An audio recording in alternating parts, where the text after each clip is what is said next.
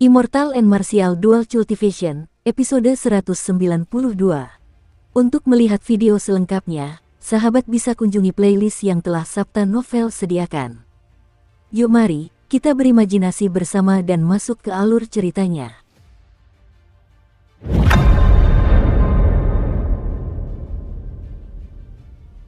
Jiang Zimo sudah melakukan semua yang dia bisa. Sayangnya, Xiao Chen tidak seberuntung itu. Dia ditakdirkan untuk tidak memiliki hubungan apapun dengan menara kuno yang terpencil ini.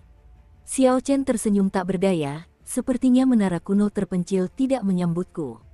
Baru saja membuat gerbang kuno terpencil, tanpa diduga, Raja Macan Kumbang Bayangan telah menyerangku. Xiao Chen menenangkan dirinya dan berjalan menuju cabang Persatuan Pemusnah Surgawi. Karena tidak ada kesempatan lagi, dia tidak boleh berkecil hati. Tidak bergabung dengan Persatuan Pemusnah Surgawi bukan berarti Xiao Chen tidak bisa mencapai puncak kultivasi. Terlepas dari situasinya, dia tidak boleh membiarkan hal ini memengaruhi kondisi mentalnya. Hari ini, jumlah orang yang bergabung dengan Persatuan Pemusnah Surgawi lebih banyak daripada saat Xiao Chen tiba kemarin. Ini cukup mengejutkan. Ketika lelaki tua di balik konter melihat Xiao Chen, ia tampak terkejut. Ia menerima rumput yin ilusi dari Xiao Chen dan tersenyum, "Bocah, kekuatanmu cukup mengesankan. Kau berhasil lolos dari Raja Macan Kumbang Bayangan yang mempesona." Ekspresi Xiao Chen berubah. Dia berkata dengan marah, "Kau tahu tentang itu. Kenapa kau tidak memberitahuku tentang Raja Macan Kumbang Bayangan yang mempesona? Aku bisa saja mati." Pria tua itu menepisnya. Ia tampak polos sambil tersenyum, "Anak muda, jangan cepat marah. Apa kau sudah bertanya padaku tentang itu?" Xiao Chen merasa sangat tertekan. Ini menyangkut hidupnya. Bahkan jika dia tidak bertanya, lelaki tua itu seharusnya sudah memperingatkannya. Orang tua itu hanya pura-pura bodoh. Karena Xiao Chen tidak bisa berbuat apa-apa, dia tidak mau repot-repot. Dia berkata, "Berhenti bicara omong kosong, dan berikan saja gerbang kuno terpencil itu padaku." Pria tua berjubah hitam itu tertawa. Kemudian dia mengeluarkan sebuah medali putih dan menyerahkannya kepada Xiao Chen. Dia berkata, "Semua medali yang baru dibuat memiliki peringkat yang sama. Namun, meskipun misimu tidak memiliki imbalan, misi tersebut tetap tercatat di sana." Xiao Chen menerima medali itu dan melihatnya. Medali putih itu bertuliskan, "Persatuan Pemusnah Surgawi," di bagian depan dan namanya di bagian belakang. Setelah lelaki tua berjubah hitam itu menyerahkan gerbang kuno terpencil kepada Xiao Chen, dia mengeluarkan sebuah kartu berukir. Dia berkata, "Kartu berukir ini adalah hadiah tambahan dariku. Lagi pula, misi rumput yin ilusi ini agak merepotkan bagi kami. Kau telah membantu menyelesaikan masalah ini untuk kami." "Apa ini?" tanya Xiao Chen, merasa curiga saat menatap lelaki tua itu. Pria tua itu menggunakan kartu berukir dan mengetuknya perlahan di atas meja. Dia tersenyum dan berkata, "Apa ini? Ini adalah apa yang paling kau inginkan saat ini." Xiao Chen tak kuasa menahan tawanya hingga serak. Ia menatap lelaki tua itu dengan penuh minat dan tersenyum, "Menarik, tahukah Anda apa yang paling saya inginkan sekarang?" Pria tua itu dengan santai menjawab, "Menara kuno yang terpencil." Ekspresi Xiao Chen berubah. Dia bahkan tidak repot-repot memikirkan bagaimana lelaki tua itu tahu. Dia menunjuk kartu itu dan bertanya, "Benda ini bisa membawaku masuk ke menara kuno yang terpencil?" Orang tua itu menggelengkan kepalanya dan berkata, "Tidak, itu hanya bisa memberimu kesempatan untuk bersaing secara adil dengan yang lain. Tahukah kamu mengapa kamu tidak menerima undangan dari tanah terpencil kuno? Itu karena kultivasimu terlalu rendah." Pendekar berjubah putih Xiao Chen, "Kau cukup terkenal di negara Qin Raya. Para petinggi Persatuan Pemusnah Surgawi telah memperhatikanmu sejak lama. Namun, saat itu, kultivasimu terlalu rendah. Bahkan sekarang, kau hanya seorang raja bela diri tingkat rendah. Untuk menerima undangan, persyaratan minimumnya adalah raja bela diri tingkat menengah. Mengenai apakah akan memberimu undangan atau tidak, Persatuan Pemusnah Surgawi terpecah menjadi dua faksi dan berdiskusi cukup lama. Kau sangat beruntung. Kebetulan aku termasuk dalam faksi yang mendukungmu." Xiao Chen tidak menyangka ada begitu banyak masalah hanya untuk mendapatkan undangan kecil. Dia berkata, "Jadi, alasan Anda tidak mengingatkan saya ketika saya mengambil misi rumput yin ilusi adalah karena itu adalah ujian." Pria tua itu mengangguk. Dia berkata, benar. Sebenarnya, untuk mendapatkan Ancient Desolate Pass ini, Anda dapat menyelesaikan misi biasa apapun di sana. Namun, apapun pilihan Anda, saya akan tetap memberikan misi ini kepada Anda. Kau tidak mengecewakanku. Jika kau bisa melarikan diri dari tangan Raja Macan Kumbang Bayangan yang mempesona, kau jelas cukup kuat. Xiao Chen merasa seolah-olah telah menemukan sesuatu yang hilang. Awalnya dia mengira menara kuno yang terpencil adalah sesuatu yang berada di luar jangkauannya. Dia tidak menyangka akan mendapatkan kesempatan yang lebih dapat diandalkan daripada Jiang Zimo. Xiao Chen mengulurkan tangannya, ingin mengambil kartu berukir itu. Namun, lelaki tua itu tidak terburu-buru memberikannya. Dia tersenyum dan berkata, jangan salahkan aku karena tidak memperingatkanmu kali ini. Menerima kartu ini hanya berarti kau punya kesempatan. Itu tidak menjamin masuk ke menara kuno yang terpencil. Ujian yang harus dilalui bisa berakibat kematianmu. Xiao Chen tanpa ragu mengambil kartu berukir itu.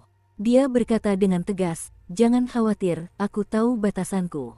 Ceritakan detailnya. Pria tua berjubah hitam itu bergumam sendiri sejenak sebelum menjelaskan secara rinci aturan seleksi putaran ini kepada Xiao Chen. Kali ini, terdapat terlalu banyak jenius di 4 negara besar dan tanah terpencil kuno. Bahkan setelah mereka membatasinya hanya untuk Raja Bela Diri tingkat menengah di bawah usia 24 tahun, masih ada ribuan penantang. Jumlahnya setidaknya 3 kali lipat dari sebelumnya. Oleh karena itu, mereka sekarang mengadakan 2 putaran seleksi. Sebelumnya, mereka hanya mengadakan 1 putaran. Para jenius dari 4 negara besar dibagi menjadi 4 kelompok. Kemudian, mereka dipimpin ke 4 pulau utama dari kelompok yang berbeda di Danau Pemusnahan Surgawi. Babak pertama yang membutuhkan 60 kemenangan di ring gulat peringkat A di kota gulat pulau utama. Setiap orang memiliki 100 kesempatan. Orang tua itu berkata, arena gulat peringkat A hanya berada di urutan kedua setelah arena gulat peringkat S. Selain Raja Bela Diri setengah langkah ke atas, kultivator dari alam manapun dan binatang iblis dapat muncul. Selain itu, seseorang perlu mendapatkan 60 kemenangan ini dalam waktu 6 hari. Untuk menyelesaikan tugas dalam waktu 6 hari, mereka harus bertanding setidaknya 10 kali dalam sehari. Selain itu, lawan dalam 10 pertandingan tersebut tidak boleh jauh lebih lemah dari mereka. Xiao Chen berpikir dalam hati, dengan demikian, mungkin setengah dari peserta akan tereliminasi di babak pertama. Pria tua itu melanjutkan, setelah ronde pertama, para kultivator yang tersisa akan berkumpul di kota terpencil. Setelah itu, mereka akan bertarung di arena dan mengumpulkan poin. 20 kontestan teratas akan lolos untuk memasuki menara kuno yang terpencil. Dengan hanya memilih 20 dari setidaknya 1000 jenius, peluangnya sangat kecil. Kita bisa membayangkan betapa sengitnya persaingan yang akan terjadi. Xiao Chen merasa agak curiga saat bertanya, mengapa para jenius dari negara Jin Agung tidak diundang ke menara kuno yang terpencil?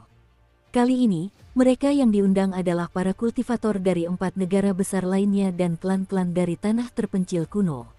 Tak satu pun dari mereka adalah para jenius dari negara Jin Agung. Xiao Chen sudah curiga tentang hal ini sejak beberapa waktu lalu. Pria tua itu tersenyum. Setelah dia menjelaskan, Xiao Chen mengerti. Selain negara Jin Raya, keempat negara lainnya memiliki jumlah urat roh yang sangat sedikit. Kepadatan energi spiritual di tempat-tempat tersebut jauh berbeda dengan apa yang tersedia di negara Jin Raya.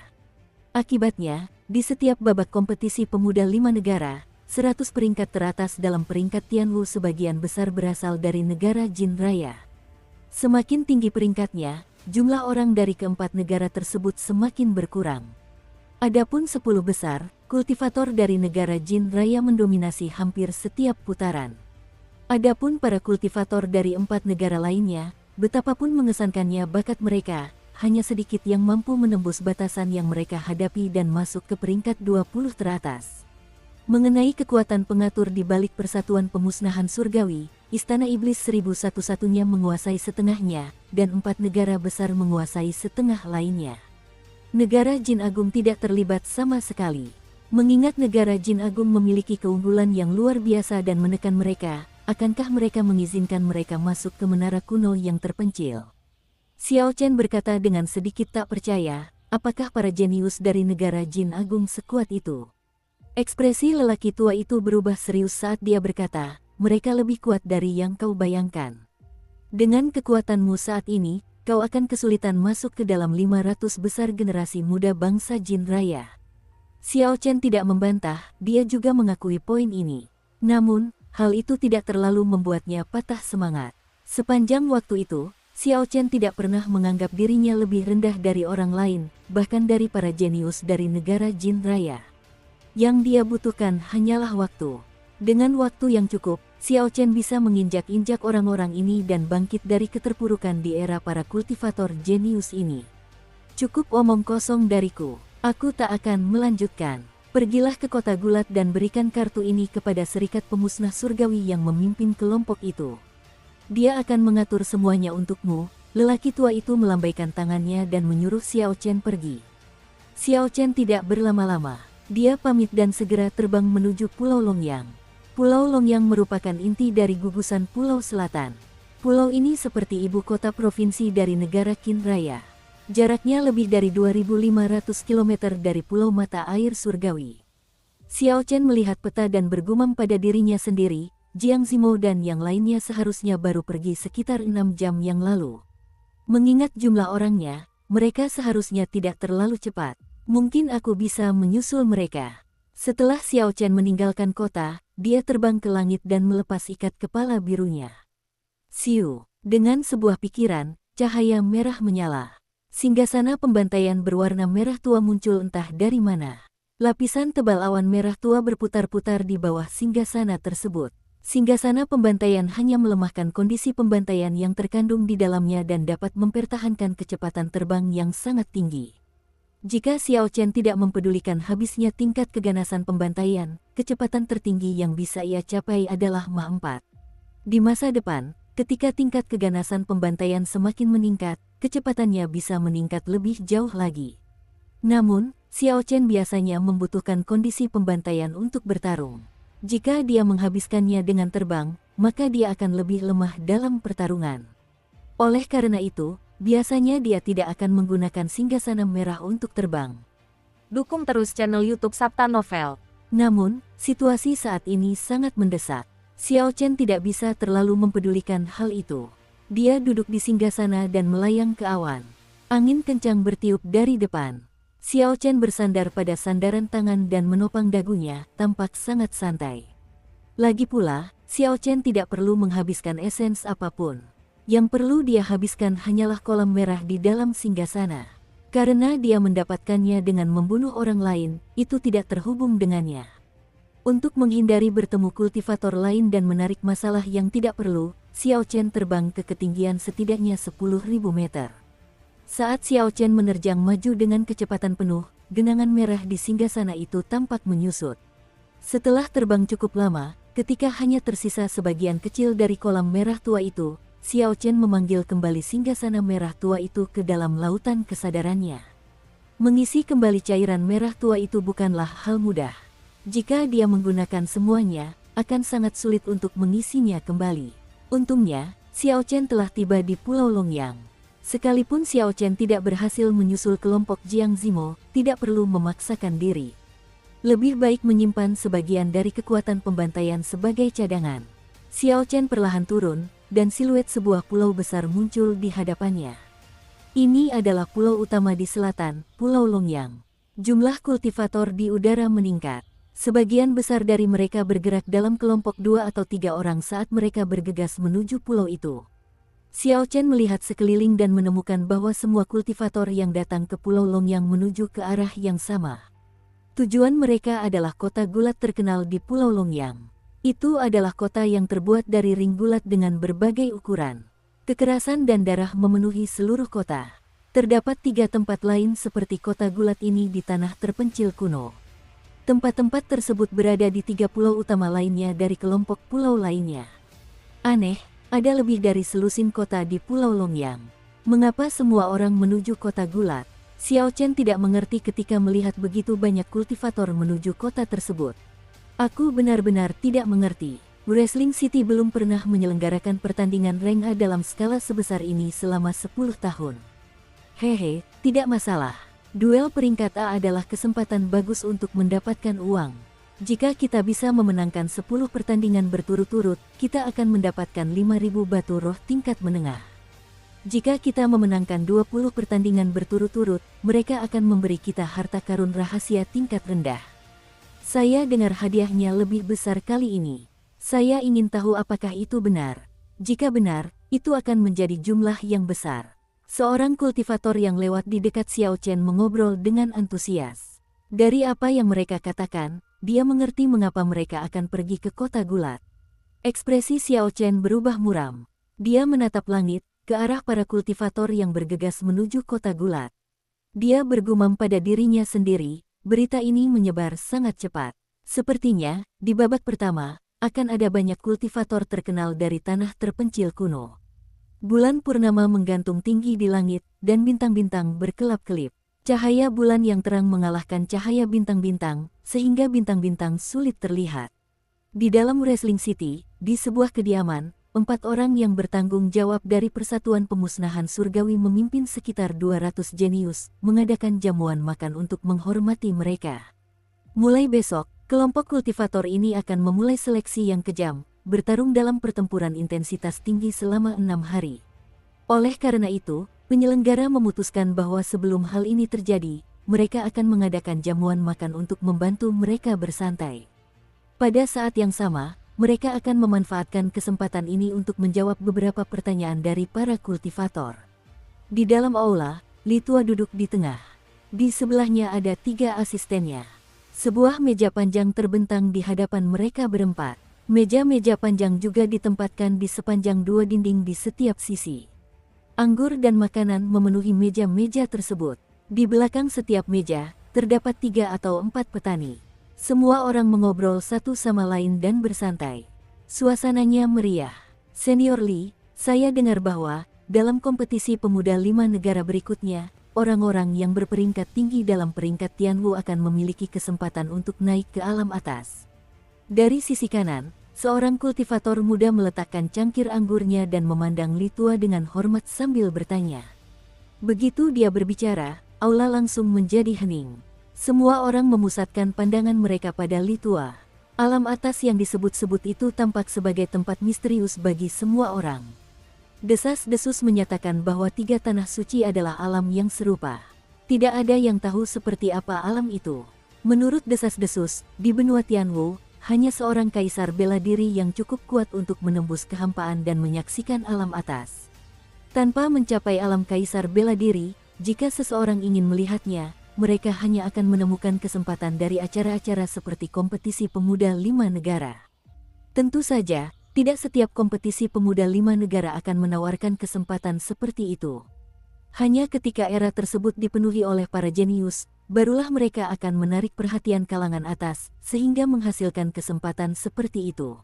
Namun, dalam beberapa ribu tahun terakhir, tidak ada kisah tentang seseorang yang lolos kualifikasi untuk memasuki alam atas selama kompetisi pemuda 5 bangsa.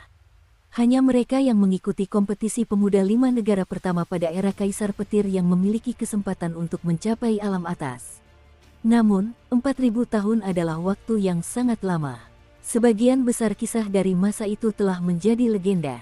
Sekarang, para kultivator muda hanya bisa menebak apa yang telah terjadi dan tidak dapat memverifikasi keaslian hal-hal tersebut. Namun, ada beberapa petunjuk tersembunyi dalam babak mendatang kompetisi pemuda 5 negara. Tidak hanya berbagai negara dan kekuatan di benua Tianwu yang akan mengirimkan orang, tetapi kekuatan di laut dangkal lautan tak terbatas juga akan mengirimkan peserta. Jika tidak ada kesempatan untuk memasuki alam atas, hal-hal seperti itu tidak akan terjadi.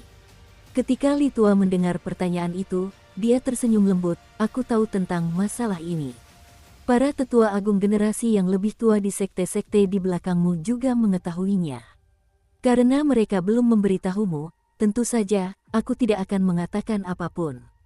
Mengapa? Kebingungan menyebar di antara kerumunan saat mereka bertanya. Li Tua menggelengkan kepalanya dan berkata, "Belum waktunya.